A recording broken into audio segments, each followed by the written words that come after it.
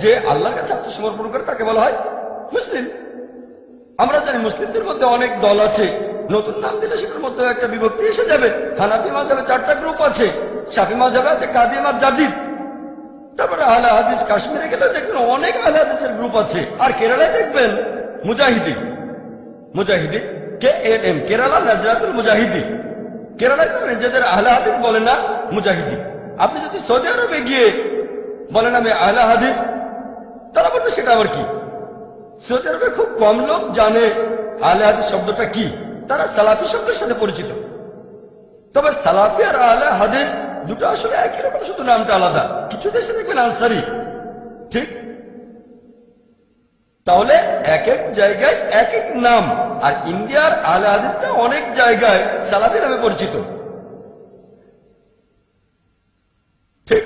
তাহলে আমরা বুঝতে পারছি যে আপনি যদি লেভেল দিতে চান, সালাফির চেয়ে মোহাম্মদে বলা ভালো, মোহাম্মদের চেয়ে মুসলিম আরো ভালো। সেজন্য আমি বলি নবী এবং রাসূলকে মানবো। আর নিজেকে লেভেল দিতে চাইলে আমি যেটা দিব সেটা হচ্ছে মুসলিম, আর কিছু না। শুরুতেও মুসলিম, শেষেও মুসলিম।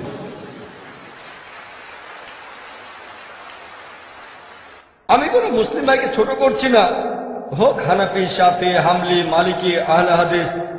আনটিল হোয়েন উই ডিফার, এই বইটা লিখছেন Sheikh ওতাইমি।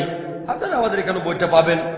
Until when we differ 34 পৃষ্ঠায় শেখ ওতাইমিকে একজন ইন্ডিয়ান প্রশ্ন করল, আমাদের এই দেশে অনেকে নিজেদের বলে ইখওয়ানি আর তাবলিগি, এরা কি সত্যের পথে আছে নাকি ভুল পথে? শেখ ওতাইমি উত্তরে বললেন, যদি কেউ ইসলাম প্রচারের সময় পরিচয় দিতে গিয়ে বলে ইখওয়ানি, তাবলিগি বা সালাফি, সে ভুল পথে আছে। তাহলে প্রশ্নের মধ্যে সালাফি শব্দটা ছিল না, শেখ ওতাইমি সেখানে শব্দটা যোগ করলেন। যদি কেউ নিজেকে ইখওয়ানি, তাবলিগি বা সালাফি বলে ইসলাম প্রচারের সময়, তাহলে সে ভুল পথে আছে। এই কথাটা কিন্তু আমি বলিনি, ডক্টর জাকির নেই, কিছুই না ইসলামে, আমি শূন্য। শেখ ওতাইমি মাশাআল্লাহ অনেক বিখ্যাত। শেখ ওতাইমির ফতোয়াটা শুধু আমি মেনে চলছি। কোন সালাফি যদি আমাকে দোষারোপ করেন, তাহলে শেখ ওতাইমিকেও দোষারোপ করতে হবে। তবে সালাফিদের ওয়েবসাইটে গেলে আপনারা দেখবেন তারা বলছেন যে শেখ ওতাইমিও বলেছেন নিজেদের সালাফি বলতে হবে। তিনি কি বলেছেন? বলেছেন সালাফি সালেহিনকে মেনে চলতে হবে। সে কথা তো আমিও বলি।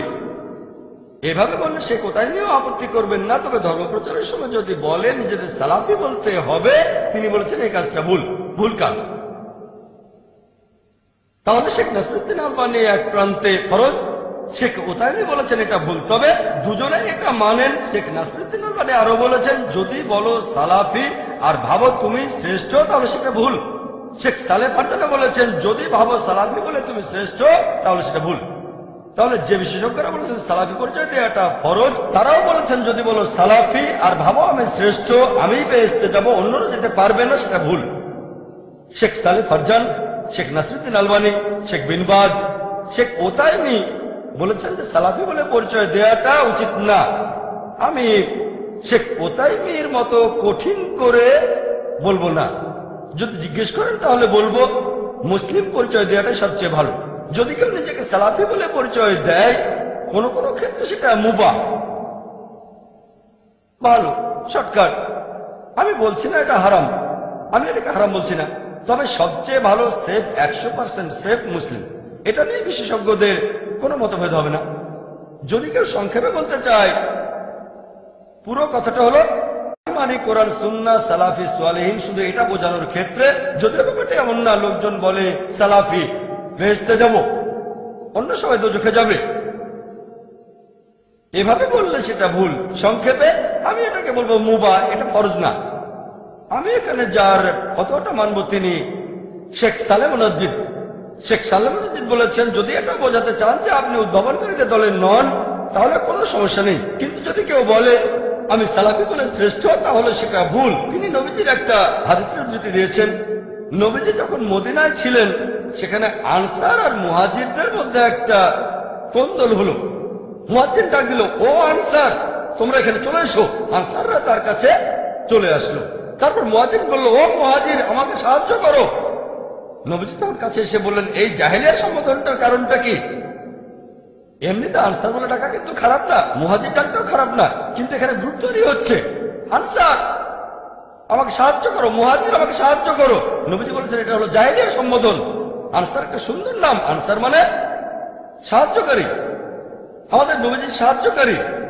মুহাজির মানে যারা হিজরত করেছে আল্লাহ এবং তার রাসূলের পথে, এটা সুন্দর নাম। তারপরে নবীজি বলেছেন এটা হারাম, এটা নিজেকে শ্রেষ্ঠ বানানোর চেষ্টা। এটার উপর ভিত্তি করে আমি বলছি না সালাফি বলা হারাম, আমাকে ভুল বুঝবেন না। তবে সবচেয়ে ভালো হলো মুসলিম। যদি নিজেকে সালাফি বলেন আর কোথাও কোনো ভুল হয়ে যায়, তাহলে আপনি সমস্যায় পড়তে পারেন, দোজখে যেতে পারেন, বিপজ্জনক হতে পারে। যেহেতু নবীজি নিষেধ করেছেন সবচেয়ে সেফ, বলো আমি মুসলিম। এমনিতে আপনি বলতে পারেন আমি পাক্কা হানাফি, পাক্কা শাফি, পাক্কা হামলি, পাক্কা মালিকি, পাক্কা আহলে হাদিস, পাক্কা সালাফি, কোনো সমস্যা নেই। তবে লেবেল, এখানে পরিচয় দেবেন মুসলিম। লেকচার শেষ করার আগে কয়েকজন বিশেষজ্ঞের কিছু বক্তব্যের উদ্ধৃতি দেব, যাতে আরো ভালো বুঝতে পারেন। এখন অনেকে তাকলিদের কথা বলেন, তাকলিদ থাকলে তাকে কাফির বলা হচ্ছে। ইমাম শাফি, আল্লাহ তাকে শান্তিতে রাখুন, তিনি বলেছেন আল্লাহ সুবহানাহু ওয়া তাআলাকে ডাকবে, আল্লাহ যে নামগুলো বলেছেন অন্য নামে ডাকাটা হারাম, কুফরি। আল্লাহকে ডাকবেন যে নামে আল্লাহ এবং তার রাসূল ডেকেছেন, অন্য নামে না, অন্য নামে ডাকাটা সেটা হারাম। তবে কেউ যদি অন্য নামে ডাকে ব্যাপারটা না জেনে, তাহলে সে কাফির নয়। ইমাম শাফি। শেখ ইবনে তাইমিয়া কি বলছেন জানেন? তিনি বলেছেন যদি কেউ কোন মানুষকে সেজদা করে আর মনে করে এটাই তার দিন, তাহলে সে অবিশ্বাসী নয়। শেখ ইবনে তাইমিয়া। যদি কেউ কোনো মানুষকে সেজদা করে, শেখ ইবনে তাইমিয়া বলেছেন যদি কেউ কোনো মানুষকে সেজদা করে, রক্ত মাংসের মানুষকে, আর ভাবে এটাই তার দিন, তাহলে সে অবিশ্বাসী না, যতক্ষণ না কেউ তাকে ব্যাখ্যা করে বলে, তারপরে সে মুখ ফিরিয়ে নেয়। শেখ ইবনে তাইমিয়া একজন বিশেষজ্ঞ। এছাড়াও আরো দেখবেন শেখ শাওখানি, তিনি বলেছেন যে যদি কেউ আল্লাহ ছাড়া অন্য কারোর সামনে নতজানু হয় ব্যাপারটা না জেনে, তাহলে সে অবিশ্বাসী নয়। মুহাম্মদ ইবনে ওয়াহাব, আল্লাহ তাকে শান্তিতে রাখুন, তিনি বলেছেন আমরা তাদেরকে অবিশ্বাসী বলি না, তাদের কাফির বলি না, যারা আব্দুল কাদিরের মূর্তি অথবা কবরের সামনে নতজানু হয়, অথবা যারা আহমেদ নাকদাওয়ের মূর্তি বা কবরের সামনে নতজানু হয়, তাহলে তাদের কিভাবে অবিশ্বাসী বলি যারা শিরক করে না? আমরা বলি আমরা অনেক জানি, আমরা অন্যদেরকে বলি কাফির কাফির ইত্যাদি। লেকচার শেষ করার আগে নবীজির দুটো হাদিসের কথা বলবো। মুহাম্মদ সাল্লাল্লাহু আলাইহি ওয়াসাল্লাম বলেছেন, সহিহ মুসলিম 3 নম্বর খণ্ড 4565 নম্বর হাদিস, যে আরফাজা, আল্লাহ তাকে শান্তিতে রাখুন, উদ্ধৃতি দিয়েছেন যে আল্লাহ রাসূল বলেছেন একটা সময় আসবে যখন সমাজে অনেক খারাপ কাজ হবে, আর কখনো যদি কেউ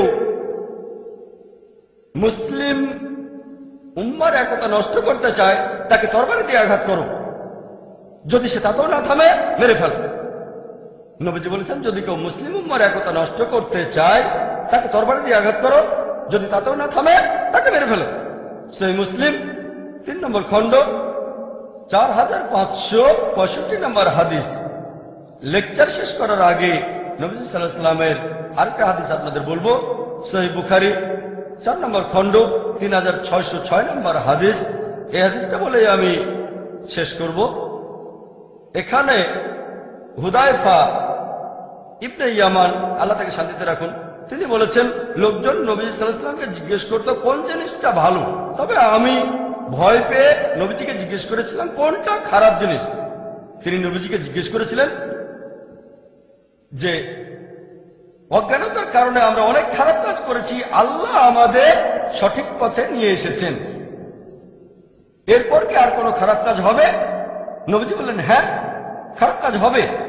সেই খারাপের পর কি কিছু ভালো হবে? নবীজি বললেন হ্যাঁ, তবে সেটার মধ্যেও কিছু খারাপ জিনিস থাকবে। সাহাবীগণ তখন বললেন সেই খারাপটা কি? নবীজি বললেন তোমাদের মধ্যে কিছু লোক থাকবে যারা এমন কিছু জিনিস প্রচার করবে যেগুলো আমার সুন্নাহ নয়। সাহাবীগণ বললেন, এটার পর আর কোন খারাপ কাজ হবে? নবীজি বললেন, হ্যাঁ, কিছু লোক থাকবে যারা তোমাদের দোজখে আমন্ত্রণ জানাবে। তখন হুদাইফা, আল্লাহ তাকে শান্তিতে রাখুন, তিনি বললেন, আমাদের কি করা উচিত? নবীজি তখন বললেন, তোমরা তোমাদের মুসলিম দল আর নেতাকে আঁকড়ে ধরে থাকো। সাহাবীগণ বললেন, কোন মুসলিম দল আর নেতা না থাকলে কি করব? নবীজি তখন উত্তর দিলেন, যদি কোনো মুসলিম দল আর নেতা তখন না থাকে তাহলে সব দল থেকে নিজেকে বিচ্ছিন্ন করে ফেলো। প্রয়োজন হলে গাছের শেকড় কামড়ে পড়ে থাকবে যতক্ষণ না আল্লাহ সুবহানাহু ওয়া তাআলার সামনাসামনি হচ্ছ। ওয়া আখিরু দাওয়ানা আলহামদুলিল্লাহি রাব্বিল আলামিন। إن في خلق السماوات والأرض واختلاف الليل والنهار والفلك التي تجري في البحر بما ينفع الناس وما أنزل الله من السماء من ماء فأحيا به الأرض بعد موتها وبث فيها من كل دابة وتصريف الرياح والسحاب المسخر بين السماء والأرض لآيات لقوم